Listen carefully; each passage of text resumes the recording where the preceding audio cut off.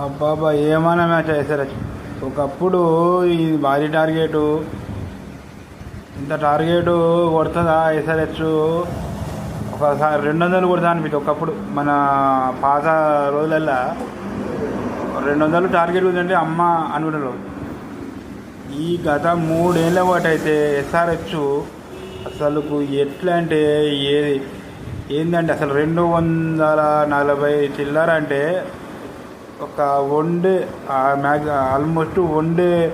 ఒకప్పుడు వన్డేలలో 2 ఆ type score అండి, తక్కువ స్కోరే కాదు.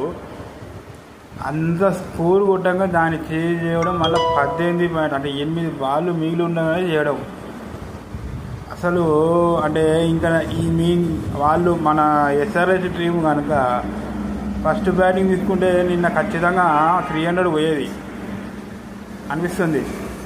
300 భారీ టార్గెట్. అందుకనే వాళ్ళు టార్గెట్ పొద్దున భయపడే వాళ్ళు బ్యాటింగ్ తీసుకురు. అందులో ఒక ఓవర్సీస్ ప్లేయర్ క్లిక్ అయ్యి సెంచరీ కొట్టిండు. ఆ సెంచరీ లేకపోతే దానికి అంత టార్గెట్ లేదు.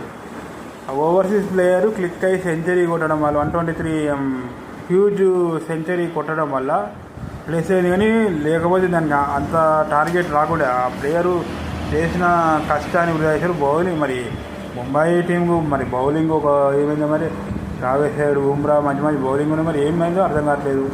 అంత ఒకప్పుడు మరి ఏం ఆడేది, మరి ఎట్లా ఆడేదో కానీ ఇంత దారుణంగా టీము. కానీ మా ఎస్ఆర్హెచ్ ఎట్లా అంటే కొట్టుడు కాకపోతే కొట్టుడు, మళ్ళీ కూల్గా వికెట్ను అంటే కన్సిస్టెన్సీ.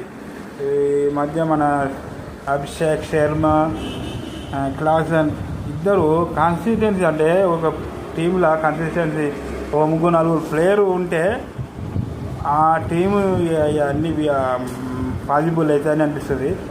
కాబట్టి ఈ టీంలో మన సెలక్షన్ 5-6 కన్సిస్టెంట్గా బౌలింగ్లో మలింగ్ అవుతుంది, బ్యాటింగ్లో టాప్ ఆర్డర్ అవుతుంది. నిన్న నితీష్ కుమార్ రెడ్డి టార్గెట్ కొట్టలే కానీ సపోర్ట్ ఇచ్చిన. ఆ సపోర్ట్ ఇవ్వడం వల్ల క్లాసన్ ఎంత మంచి హీటింగ్ ఇచ్చినని అది కూడా కావాలి. అందుకే వికెట్ ఎండ్లో ఉండగా కొట్టగలుగుతాడు. టకటకపోతే నితీష్ కుమార్ రెడ్డి కూడా పెద్ద మంచి రోలే ప్లే చేసినాడు. హిట్టింగ్ చేసేటప్పుడు వాళ్ళకు సపోర్టింగ్ స్ట్రైట్ రొటేట్ చేయడం చాలా బాగుంది. SRH super team.